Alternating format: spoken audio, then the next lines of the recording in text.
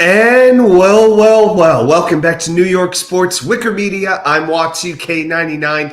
Thank you, as always, for taking the time to watch these videos. I just put up my bold predictions video for Jets 49ers, and on there I explain I'm getting over an illness, so my voice is a little bit beat up right now, but I still wanted to come on here, do my preview video for this opening night game this coming Monday in Santa Clara, California, between the Jets and the 49ers. So what we do is we are going to talk about each team's offense versus the other team's defense, then reverse it, talk about the other offense versus the other defense, just some random game notes as well. That's kind of how we break it down here. So let's start when the Jets have the ball on offense against the 49ers defense. Well, last year, the 49ers defense ranked 8th in yards allowed per game with 303.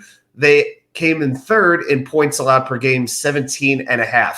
Now, at defensive end, you've got Nick Bosa. He's coming off a 10.5 sack season, as is Leonard Floyd, who swapped Orchard Park for the San Francisco Bay this summer. And we don't even need to get into what happened week 1 last season with Leonard Floyd and Aaron Rodgers. But defensive tackle, you have Javon Hargrave. He has 18 sacks in 2 seasons, been a Pro Bowler 2 of the last 3 years. Now, they lost Eric Armstead. He left for Jacksonville. Linebacker, you know what? They lost Dre Greenlaw. He tore his Achilles in the Super Bowl. He's still working his way back, and he made 120 tackles last year. So that's a big blow for the San Francisco defense. But you still have Fred Warner, one of the best linebackers, if not the best linebacker in the league. He's going to have to get to Breece Hall in this game because I think the Jets are going to try to win this game with their running backs, and they're going to be counting on Fred Warner to make those tackles to prevent those big games from Breece. Now, the secondary is a little bit interesting. You've got Charvarius Ward at one of the cornerback spots. Now, he had 5 interceptions last year, but he's talked some trash this offseason about the Jets and Garrett Wilson. Talk about who's Garrett Wilson. I don't even know who he is, basically speaking to that extent. So that's definitely a matchup to watch. But like I said, the Jets need to run the ball to win this game. This past season, the Niners finished 15th in run defense DVOA and 14th in yards per rush attempt allowed. But then it got even worse in the playoffs. In their 3 playoff games, San Francisco allowed over 149 rushing yards per game and 5.1 yards per carry. So while it is very hard to find a weakness on the San Francisco defense, that could be one. But this year, it may be even worse than it was last year. I mentioned Eric Armstead leaving. They lost at safety to Sean Gibson in free agency. He had the 3rd highest run grade on this defense.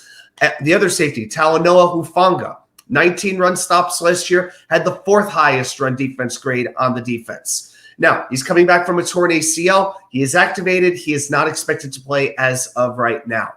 But I have a couple questions for the Jets offense that's really going to make the difference. Number one, can they contain Bosa and Floyd and give Rodgers time to throw? This is going to be one of the best combinations, 1-2 punches at pass rush that the Jets are going to see. No doubt the Jets have upgraded at offensive line. No doubt about it, but Bosa and Floyd are a scary combination. Have the Jets gotten better on 3rd down and in the red zone than where they were last year? I can't imagine how they haven't. Because as bad as that offense was, it was historically bad on 3rd down and in the red zone. And when you have Aaron Rodgers behind center, it can't help but make it that much better. And also, what does Mike Williams really have to give? We know he's going to be on a quote-unquote pitch count. He's only going to have so many snaps. I could see him in the red zone situations, maybe a big 3rd down, that kind of a deal. Because what Mike Williams does very well is make contested catches. The Niners don't have a lot of size in their cornerback room. So I could see a couple situations where Rodgers throws the ball up for grabs and is counting on Mike Williams to bring it down. All right, now let's do what we always do. Let's flip the script, and we're going to switch it to the 49ers offense against the Jets defense. Now, the San Francisco offense last year averaged 398 yards per game, second only to Miami, 3rd in points per game with 28.9. Now, Brock Purdy last year led all quarterbacks in passer rating, yards per attempt, and this is a new one on me, passing expected points added. It's like getting sabermetrics in the football here. But the point of this offense is it's about confusing the defense with a lot of motion, a lot of misdirection, things like that. If you're not a smart quarterback, if you can't read defenses, you're not going to work in it. But Purdy can do that. I said this on my Wednesday night show. If Chad Pennington had been in this offense, he'd have been in the Hall of Fame. But Purdy can do this. He makes good reads. He's a very accurate thrower of the football. And with some of the weapons he has to work with, in Deebo Samuel, Brandon Ayuk, George Kittle, you're going to get a lot of yards after the catch. Now, Deebo is as explosive a receiver as there is in football. Ayuk had 1,300 yards last year with a 2.6 drop percentage. Pretty good. Now, Ayuk took a while to get into training camp with the contract situation, but it'll be interesting to see how the Jets deploy their cornerbacks against this trio of receivers with the 2 wide receivers and the tight end. One of the reasons why I like Sauce Gardner so much, I want to say 1 or 2 things about Sauce, because I don't think we necessarily always appreciate just how good he is. Last year, he allowed 56.9 of passes to be completed into his coverage. He forced a 22 incompletion rate. That is the highest, 22%, highest rate in the league. And he allowed only for the whole year 90 yards after the catch. That's crazy good. And that is the best of any cornerback who qualifies in the NFL. So Sauce is going to be very, very much needed. But then you have DJ Reed and Michael Carter II. They allowed 3 touchdowns last year between them combined. And of course, you also have to address the issue of Christian McCaffrey, maybe the best running back in football. Last year, 1,459 yards rushing. The next closest was Derrick Henry with nearly 300 rushing yards less than McCaffrey. But he is getting over a calf and Achilles issue, so we have to see if he's going to be at full strength. He will certainly play in this game, but who knows? McCaffrey also added 67 catches and scored a combined 21 touchdowns, but was limited in practice on Thursday. Now, Kittle, let's spend a minute on George Kittle. He has had 4 1,000-plus yard receiving seasons to his name, 18 touchdowns in the last 2 years. So on the surface, Kittle is an incredible challenge for any defense. But I also think of how the Jets addressed Travis Kelce, a receiving first tight end against in the Kansas City game last year.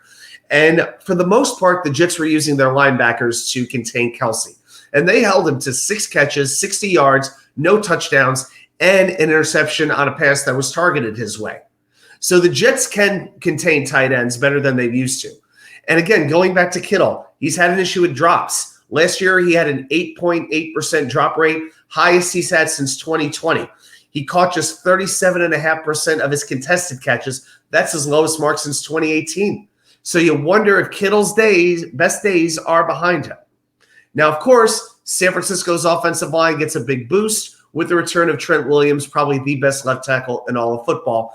But there's not just one offensive lineman. There are 5. So who do they address? Can the Jets exploit those matchups? Even if Trent Williams plays like peak Trent Williams, even without Hassan Reddick, the Jets should be able to generate some pressure on Brock Purdy. Left guard Aaron Banks last year allowed a 5% pressure rate, 47th out of 79 qualified guards. Not a very good run blocker either. Okay, he tried to block Chris Jones in the Super Bowl last year. That didn't work well. He surrendered 5 pressures, posted a 23.1 pass blocking grade, and now in this game, guess who he's scheduled to be blocking? Number 95, Quinnen Williams. That's just one example. Right guard Dominique Pooney. He's a 3rd-round rookie, and he looks like he's a pretty good pass rusher, but he's not going to sustain blocks very well in the run game. And it looks like it's going to be Javon Kinlaw for the most part facing off against him. And the fact that Kinlaw played in San Francisco for his whole career, he knows their timing, their cadence, their rhythms, all these different types of things that could give him a big advantage against a rookie. And then you look at the right tackle, Colt McKivitz. Oh, boy.